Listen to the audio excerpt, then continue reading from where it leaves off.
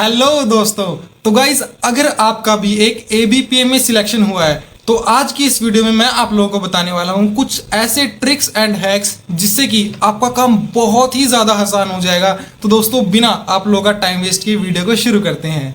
तो गाइज यार आज की इस वीडियो में हम जो टॉपिक्स क्लियर करने वाले हैं वो है कैसे आपको मेल डिलीवरी करनी है, मतलब कैसे आपको डाक बांटनी है, कैसे आपको सोर्टिंग करनी है और किन किन बातों का आपको डाक बांटते हुए ध्यान रखना है। तो दोस्तों सबसे पहले तो मैं आपको बता दूं कि जैसे ही आप अपने एसओ में पहुंचते हो और आपको जैसे ही आपकी लिस्ट मिल जाती है और डाक मिल जाती है, सबसे पहले तो भाई आपको जो अपनी लिस्ट है, जो भी इनकम्प्लीट लिस्ट है उसको आपको कंप्लीट कर लेना है। उसमें आपके जो भी एड्रेस ही हैं उनकी आपको डिटेल्स जो है फिलअप कर लेनी है।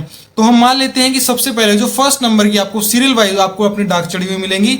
आपको जो फर्स्ट नंबर की डाक है अगर उस पर उस पर्सन का आपको नाम लिखा नहीं मिलता है तो आपको नाम वगैरह लिख लेना, उसके पिता का नाम लिख लेना है और उसके गांव का नाम, उसका मोबाइल नंबर अगर प्रोवाइड है उस मेल पे तो आपको मोबाइल नंबर भी लिख लेना है। मतलब आपको अपनी जो लिस्ट है वो अच्छे तरीके से कंप्लीट कर लेनी है।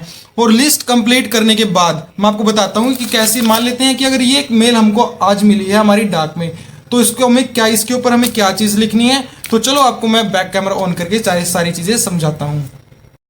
तो दोस्तों यहाँ पे हम मान लेते हैं कि ये मेल आपको सुबह जो है अपनी लिस्ट में चढ़ी हुई मिली है और जिसके ऊपर सिर्फ अकेला नाम विशाल लिखा हुआ है, उसके ऊपर फादर नेम कुछ भी नहीं लिखा हुआ है। ठीक है, तो गाइज यहाँ पे आपको चेक करना है कि इस मेल में उसका जो कस्टमर का मोबाइल नंबर है वो प्रोवाइड है या नहीं। अगर मोबाइल नंबर प्रोवाइड है तो वेल एंड गुड, आप कस्टमर से एसओ में बैठ के ही आपको कॉल कर लेनी है।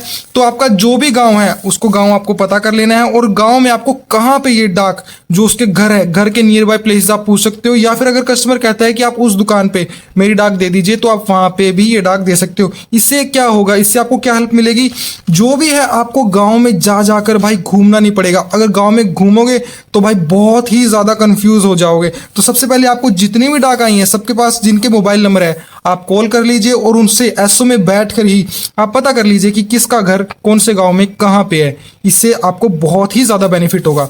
तो मान लेते हैं कि ये डाक जो है हमारी लिस्ट में थर्ड नंबर पर थी, सीरियल वाइज ये थर्ड नंबर पे थी।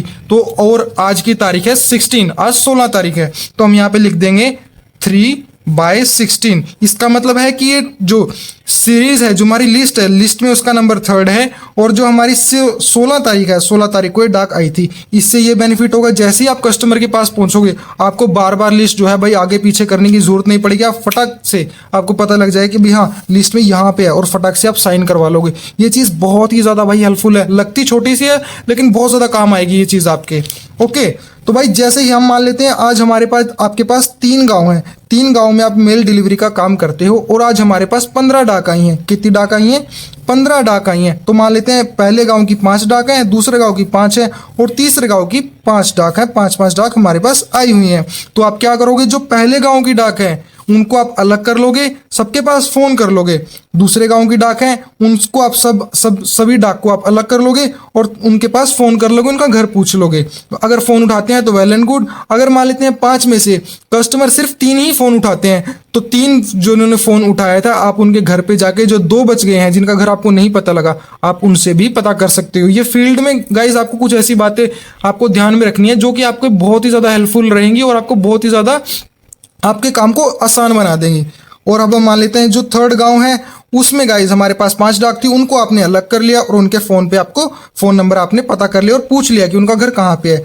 तो जो पहले गांव की 5 डाक थी उनको आपने सबसे ऊपर रख लिया, दूसरे गांव की डाक थी वो आपने उनको सबसे सेकंड नंबर पे रख लिया, तीसरे गांव की डाक थी उसको आपने सबसे नीचे रख लिया। इससे क्या बेनिफिट होगा, इससे बेनिफिट ये होगा कि आपकी जो डाक है वो सारी सीरियल वाइज रहेंगी और आपको बार बार ऊपर नीचे डाक करने का कोई भी आपको ये जो मैटर है ये सोल्व हो जाएगा। दोस्तों ये छोटी छोटी बातें हैं जो कि अपने काम को बहुत ही ज्यादा हैसल फ्री और आसान बना देती हैं। ओके, और सेकंड नंबर की जो चीज़ आपको ध्यान रखनी है वो क्या है, वो ये है COD अमाउंट। जैसे कोई डाक आती है ना, डाक पे भाई कहीं बार ऐसे उसके ऊपर अमाउंट नहीं लिखा होता। मान लेते हैं कोई डाक 300 रुपए की है, कोई COD का हमारा आर्टिकल आया और गाइज उसके ऊपर 300 रुपए नहीं लिखा और हम कस्टमर को अगर ऐसे ही दे आए तो भाई कई बार मैंने देखा है कस्टमर मना कर देते हैं साफ। अगले दिन जब उनसे पैसे मांग जाते हैं कि हम आपकी जो COD थी उसके पैसे लेना भूल गए, तो कस्टमर साफ मना कर देते हैं। भाई एक बार क्या हुआ था, 8,000 रुपए की COD थी, एक लेडीज कस्टमर थी, तो भाई उनसे ऐसे ही हुआ, जो ABPM था वो गलती से दे आया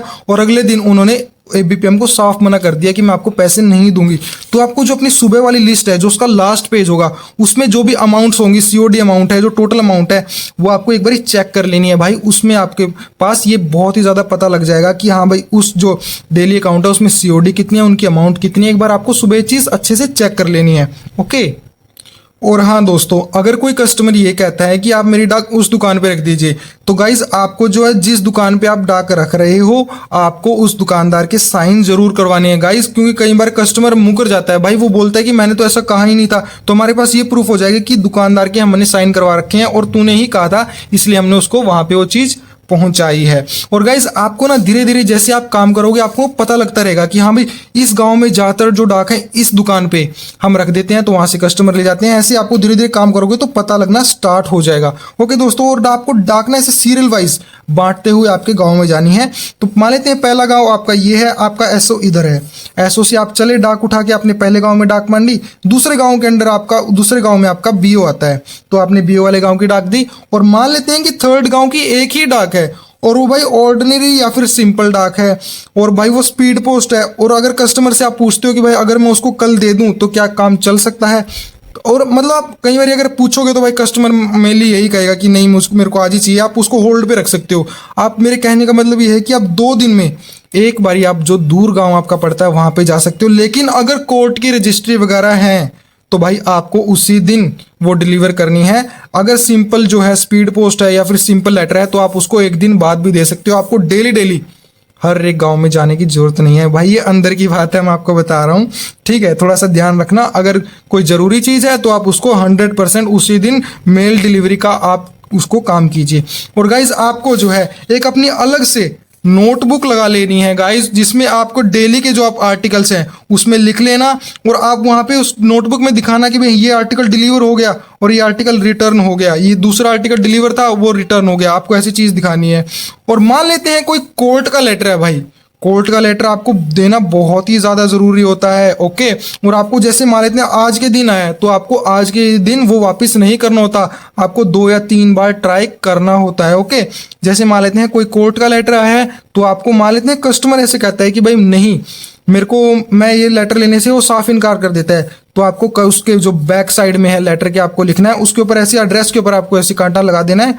बैक साइड में आपको लिखना है कि एड्रेस ही refuse to take the mail, और नीचे आपको अपने सिंपल से अपने साइन लिख देने हैं और आज की तारीख लिख देनी है।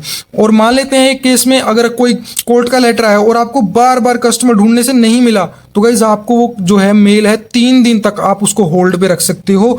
और आपको जैसे मान लेते हैं अगर वो 16 तारीख को आई है, 16 तारीख को आपको नहीं मिला, 17 को भी नहीं मिला और 18 को भी नहीं मिला, तो गाइज आपको जो है उसके लेटर के पीछे ऐसे लिखना पड़ेगा 16/5/23, उसके आगे अपने साइन करने पड़ेंगे, फिर 17/5/23 को फिर साइन, 18/5/23 को फिर साइन, और आपको रीज़न देना पड़ेगा कि हाँ ये मैंने क्यों वापस करी, क्योंकि मेरे को बार बार पता करने पर भी वो एड्रेस ही नहीं मिल रहा था या फिर एड्रेस ही मूव हो चुका था, मैंने उस डाक को 3 दिन पे होल्ड पे रखा है। गाइज कोर्ट के लेटर के साथ आपको बिल्कुल भी जो है लापरवाही नहीं करनी है, आपको ध्यान रखना है। और कोर्ट के लेटर और पासपोर्ट्स भी भाई आपको जरूर ध्यान रखने हैं, जिसका पासपोर्ट है उसी को दीजिए। अगर कोई शक है तो उसका आधार कार्ड उससे मंगवा लीजिए, आधार कार्ड से भी आप चेक कर सकते हो, ठीक है।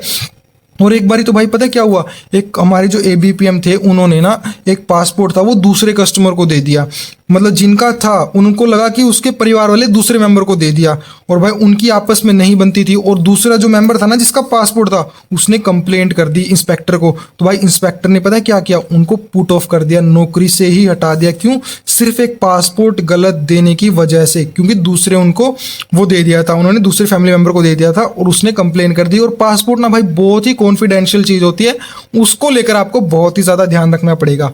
तो गाइज आई होप आपको वीडियो अच्छी लगी है, और गाइज अगर कुछ टॉपिक्स रह गए हैं तो आप कमेंट में मुझसे पूछ सकते हो, कि मैं आपको कमेंट में जरूर जवाब देने की कोशिश करूंगा। तब तक के लिए जय हिंद, जय भारत, मिलते हैं आपसे अगली वीडियो में।